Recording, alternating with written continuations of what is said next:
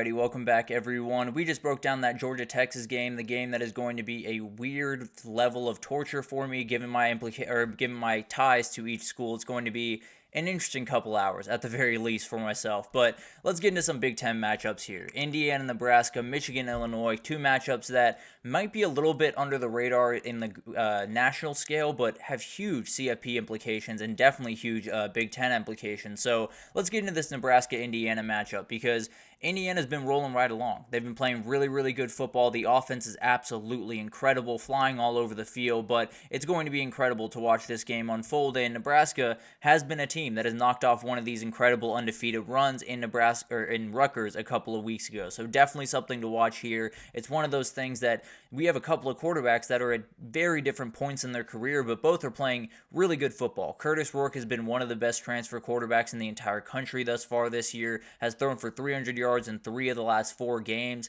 He's been really, really incredible in this offense, and it's been one of the best offenses in the entire Big Ten. So he's one of those guys that can take advantage of really any defense in the country. Now, Nebraska is probably the biggest test that he's had all year, so definitely will be interesting to see how he reacts to that. Has been prone to make a couple of mistakes here and there, but definitely is still very, very, very talented player, and I expect a lot from him on Saturday. And then on the other side, I think this is Dylan Raiola's moment. I think there's been a lot of really, really good stuff from Dylan Raiola his first season.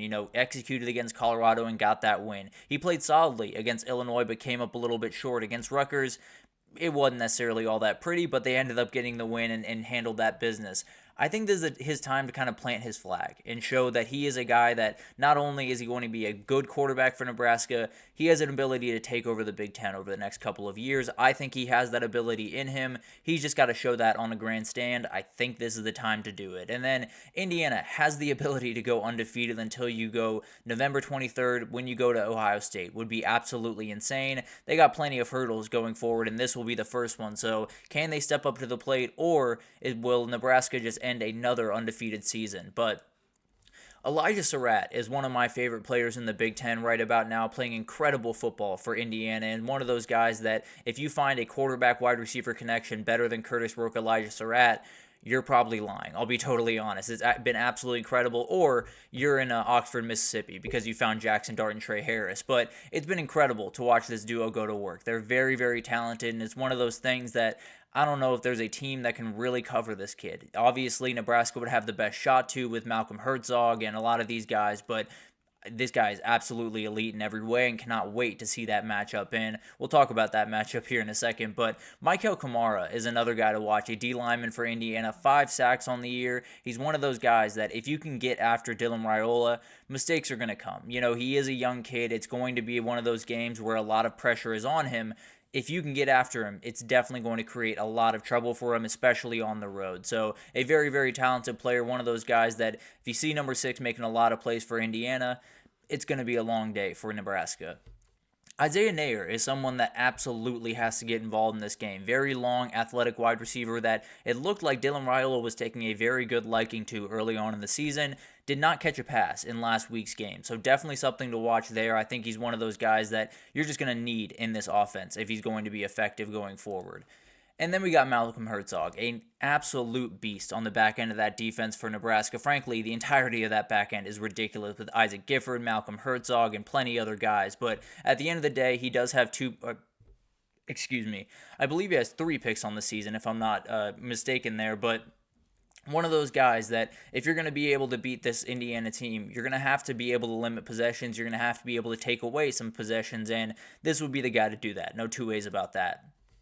And then we got keys to the game. Pass protection is going to be huge here because the reality is both these quarterbacks are really capable of winning this game on their own. They're very, very incredible throwers of the football. I think they have plenty of receivers to go after. The thing is, you got to keep them safe. And both these teams can get after the quarterback. That Nebraska D-line is very, very stout, very athletic on the outside. MJ Sherman could make some plays in this game. And then we just talked about Michael Kamara, along with a lot of other guys on that defensive line for Indiana, are going to be able to wreak havoc. So who can protect their quarterback? Who can give them time? And then whoever can, I feel very, very comfortable is going to end up winning this game. And then who can kind of handle this moment? This is kind of a weird place for both of these programs, for a lot of these players players where you're playing a game that has real CFP implications. If Indiana can get a win here, they could possibly go undefeated till Ohio State, have one loss on the schedule, and be very much in the CFP at the end of the year. And on the other hand, Nebraska, every ability, one loss on the schedule. They do have Ohio State coming up, but the reality is even a 10-2 Nebraska is very much in that conversation. So this is a huge game, and it's one of those things that you'll probably find whichever team is a little bit more just calm, a little bit more collected throughout this is going to be able to win this one. And you probably lean Curtis Rourke, to be totally fair, given his experience in the game compared to Dylan Raiola's. But the final thing here is who can find that run game, because we talked about it, ad nauseum at this point. These quarterbacks are going to need a little bit of help, and both these teams are very good at stopping the run. Nebraska number 2 in the country, Indiana 16th. So very, very solid defenses, both at allowing under 100 yards. Who can find the openings in the run game and who can really get it going, because that's probably going to be the difference in who can get that quarterback going the way that they need to. So a really fun matchup, one that I cannot wait for, and one that Indiana badly needs. I just don't think they're going to get it. I think Nebraska is going to do the thing that they did against Rutgers. They're going to play a really, really tough game, be able to get that win, knock off one of the really fun undefeateds, and I think that back end makes a couple of big-time plays against Curtis Rourke. So I really like this Indiana team. I think they're so much fun to watch, but I think the magic comes to an end here. I hate to say it, but that's just the way I'm feeling right now.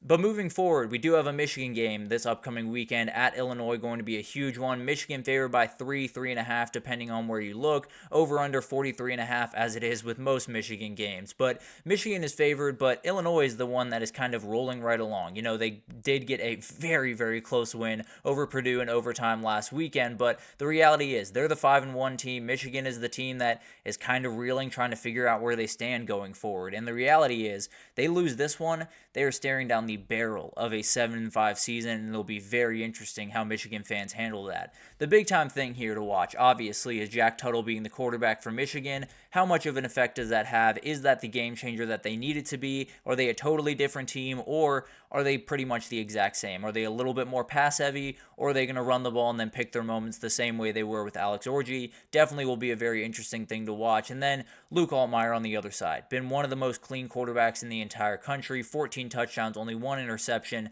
He's one of those guys that I think has the ability to take it to another level, and he very much will need to in this game. We've seen that the Michigan back end can be attacked, so it's one of those things that maybe they can get something going in this game and possibly attack that back end the same way Washington did, but it's one of those games that Michigan badly, badly needs. So if Michigan falls here, as I said, they're staring down the barrel of a 7-5 season.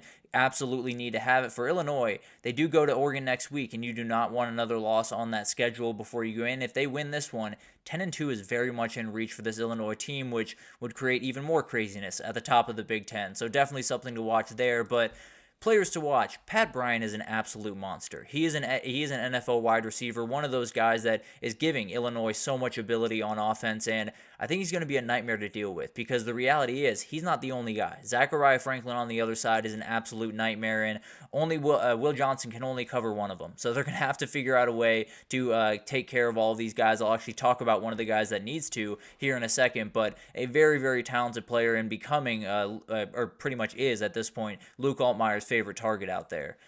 And then I want to talk about Matthew Bailey, a very, very interesting player that plays safety for Illinois. And I think the biggest thing here is he is a safety, no doubt about it. He comes down to the box a ton. He makes sure he plays a little bit of that hybrid linebacker position. And frankly, when you're playing Michigan and you have so many variables to keep track of in the run game, having that extra player in the box is hugely important. Now, you do need to take care of the back end, but let's be totally fair. It doesn't sound like we're going to be too worried about Michigan throwing the ball over the top in this game. So I think Matthew Bailey is going to be a huge factor in that run game, and maybe will be a factor for this guy right here.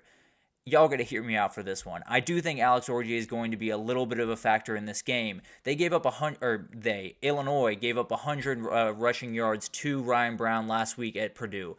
If they can get a couple of packages in there with Alex Orji getting out on the edge, maybe he makes that one big play. And I know it sounds a little bit crazy because you just took him out, you just benched him in. I'm not suggesting putting him in for multiple plays at a time, but that one play every now and then to just get an athletic player on that field, create numbers in the box, and possibly break a big run, it might just be worth it. He's a very talented player when he's running the ball, and I think they might just be able to utilize him in this game.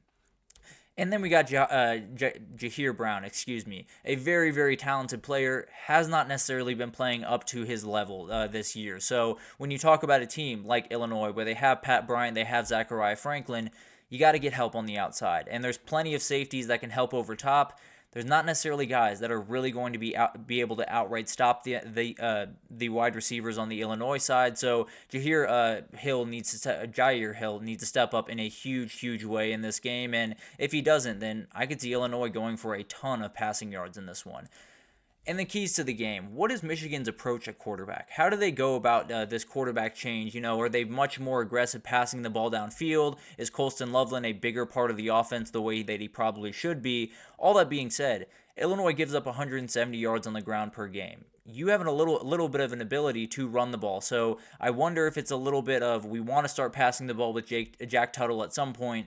We're just not there yet. The matchup calls for us to run the ball, and we're going to do that on Saturday. Definitely will be something interesting to watch, and we'll see just exactly what this Michigan offense is with Jack Tuttle. And then you got to make the most of possessions. Both these teams are going to be able to run the ball. Both these teams are going to try to put on lengthy drives, and it's going to be a little bit of a rock fight. Now, the red zone scoring is going to be absolutely huge. Michigan opponent red zone scoring 95%, I believe I wrote it down wrong here. I believe Illinois is 83%, Michigan 95%. Definitely something to watch here. You got to turn those red zone possessions into 7 points, and if you can't, that could be a huge difference in this game. And then finally, the Michigan back end. They badly need to be able to figure things out back there. They're 102nd in pass yards allowed per game.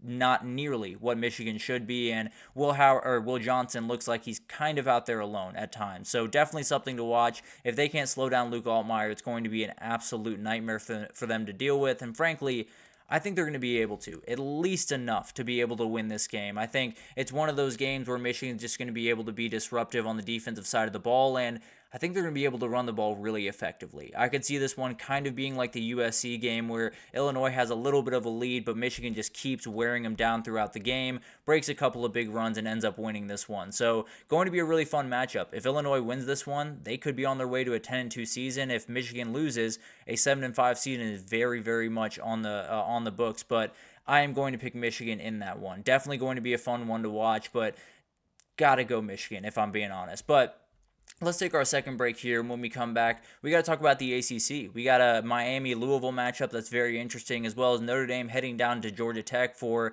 a matchup that could get a little sketchy for Notre Dame. But I'll break it down right after this, so stick with us.